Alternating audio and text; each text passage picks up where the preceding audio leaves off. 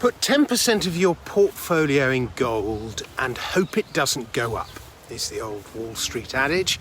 And never has that advice seemed truer than these past 12 months. Stocks have been almost unstoppable. The S&P is at all-time highs, about 40% higher than it was a year ago.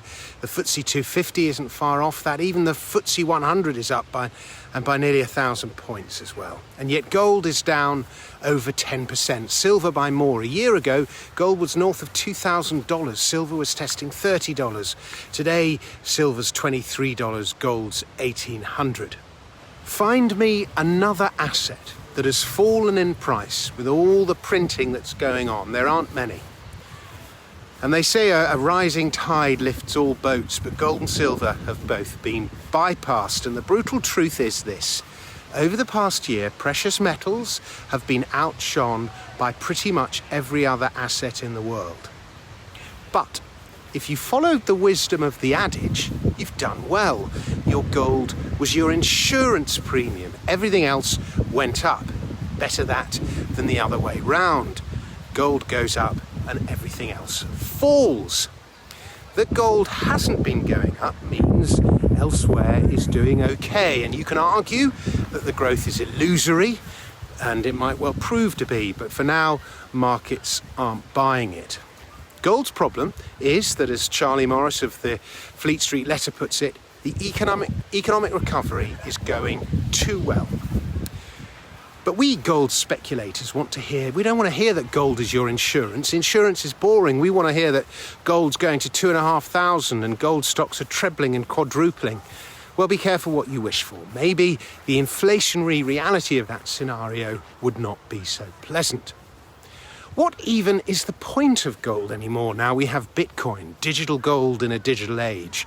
Gold's beauty may not have been replicated, but its scarcity has, and that's what gives it value. The digital economy is where the growth is. You don't have to go through 10 years of hell to get a mine producing. You can code an app and get it to market in a matter of months. Investors get a quicker return, and so the sector attracts more capital. Gold, meanwhile, plods on, this most analogue of assets in a digital world. Last weekend saw the 50th anniversary of President Nixon's taking the United States off the gold standard. Ironic that it should come as the US bails out of Afghanistan, another of its disastrous foreign interventions. The US abandoned gold to finance its war in Vietnam. In August 1971, French President Pompidou sent a battleship to New York to collect its gold holdings. Even the British asked Americans to prepare $3 billion worth of Fort Knox gold for withdrawal. And President Richard Nixon told the citizens of the United States in a televised address that the United States would no longer honour its promise to redeem dollars for gold. And when asked about the impact this would have on foreign nationals, Nixon's answer was, "I don't give a shit about the lira." Nixon floated the dollar because he didn't have the gold to pay for the military infrastructure the US had built to drop 4 million tons of explosive on Southeast Asia. It was a temporary measure, like income tax, quantitative easing, and masks.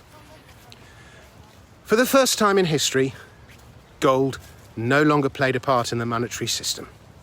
Purists, of which I resolutely am one, will trace so many of the world's current problems, from spendthrift governments and their bloated states to house price inflation and the inequality gap, to that decision. Gold bugs have always maintained that a return to gold is inevitable. History shows that fiat money systems inevitably die. An inflationary collapse is all but unavoidable. But here we are 50 years on, and a return to gold hardly seems imminent.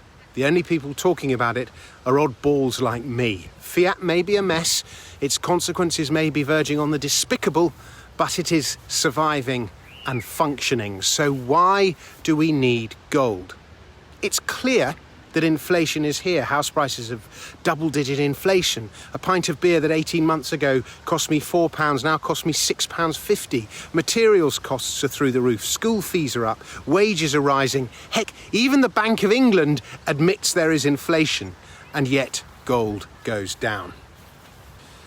A fortnight ago, at 11 p.m. on Sunday night, 3 weeks ago, Markets were barely open and they were thinly traded, and out east Japan and Singapore were on holiday, and somebody dumped 100 tons of gold on the market, $4 billion worth. Gold miners typically sell 10 tons on a given day and during normal working hours, not when markets are at their least liquid. Some reports are that it was a margin call, others that it was somebody trying to manipulate the price lower. Who knows? But who wants to take on a market like that? Ross Norman, who's a gold analyst of metallsdaily.com, argues that all things considered, gold fared well with such an onslaught, and Ross constantly tops the LBMA's annual forecasting competition, so we should heed his advice. And despite the gloom of my gloom, he's bullish, though he says patience is required. Patience. 10 years ago, gold was $19.20 an ounce, higher than it is today. Think of all the money that's been printed. There is pretty much no other asset, certain commodities aside, that is trading below where it was 10 years ago, particularly the asset you buy to hedge against money printing. You can cite all the arguments you like about fiat money, inflation, debt, suppressed interest rates, money printing, unsustainable spending, misleading government statistics. I know them all. I agree with them all.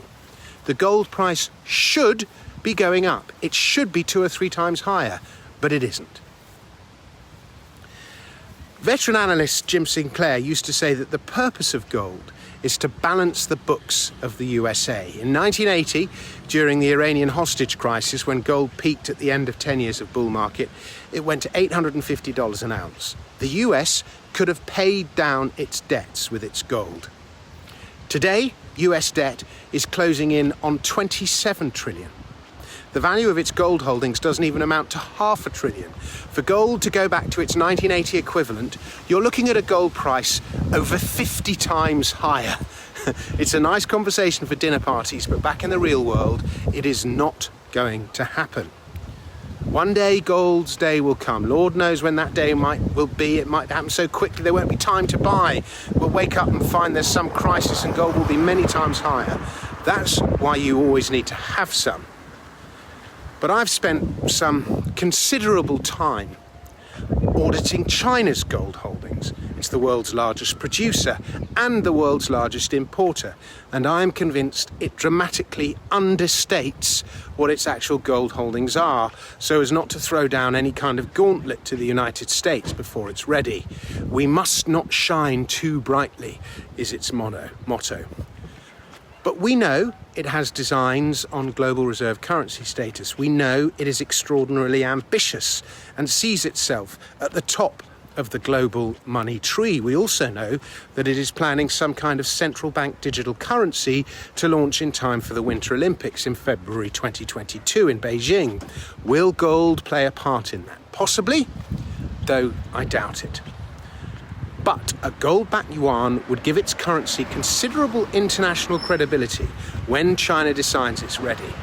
I have to say, I find it odd that a nation as authoritarian as China would go for gold and all the discipline it imposes on government. But the nature of empires is that their money is sound when they rise. It's only when they start falling apart that they resort to debasement. Who knows? But perhaps China will be the trigger we gold bugs are dreaming of. But maybe that won't be such a good trigger after all. Thanks very much for watching. I'll be back with another video very soon. In the meantime, please subscribe to my channel.